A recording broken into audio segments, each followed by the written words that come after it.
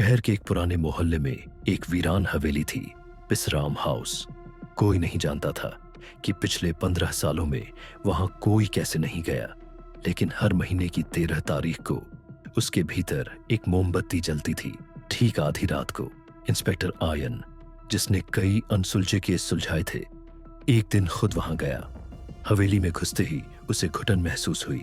फर्श पर धूल थी, दीवारों पर दरारें और एक कमरे में सिर्फ एक कुर्सी और दीवार पर कुछ खून के छींटे।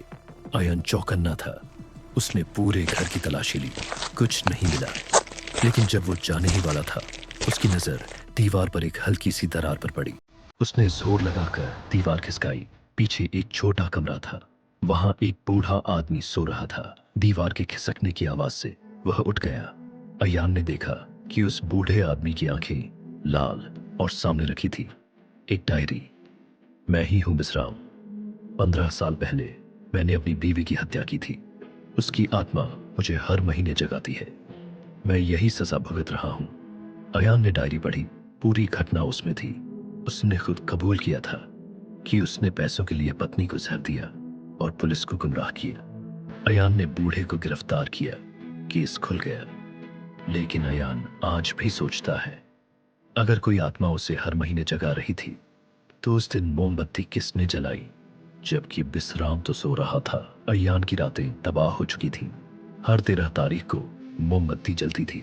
बिसराम जेल में था, पर मोमबत्ती फिर भी जलती रही। अब मामला आत्मा से नहीं, किसी और की मौजूदगी की तरफ इशारा कर रहा था। अयान ने केस फिर खोला।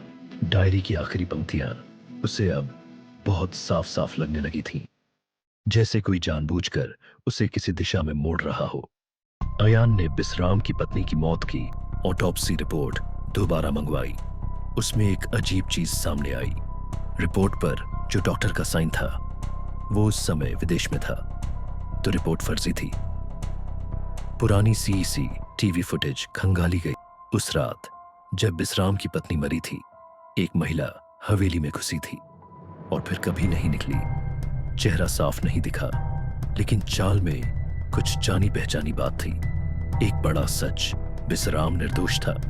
अयान को शक हुआ, क्या बिसराम ने झूठा कबूलनामा दिया था? क्यों?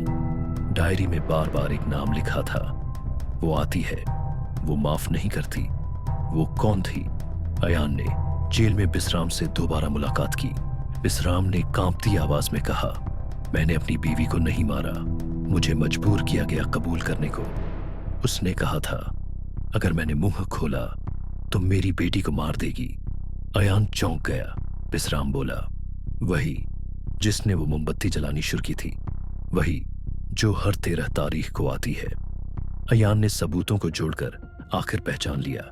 वो महिला और कोई नहीं थी, बिसराम की पत्नी की बहन रत्ना है। हत्या की असली वजह थी प्रॉपर्टी और इंश्योरेंस का करोड़ों का फर्जीवाड़ा। रत्ना ने अपनी बहन को जहर दिया और बिसराम को ब्लैकमेल कर फंसा दिया। हर महीने हवेली आकर मोमबत्ती जलाना उसका सिग्नेचर था, जिससे केस में डर और भ्रम बना रहे और सच कभी बाहर ना आए। अंत में अयान ने रत्ना को ट्रैक किया। वो अब दूसरे नाम से शहर के पौश इलाके में रह रही थी। उसके घर से बिसराम की असली डायरी, मोमबत्तियों का पैकेट और पुरानी तस्वीरें मिली जो हवेली में नहीं थीं।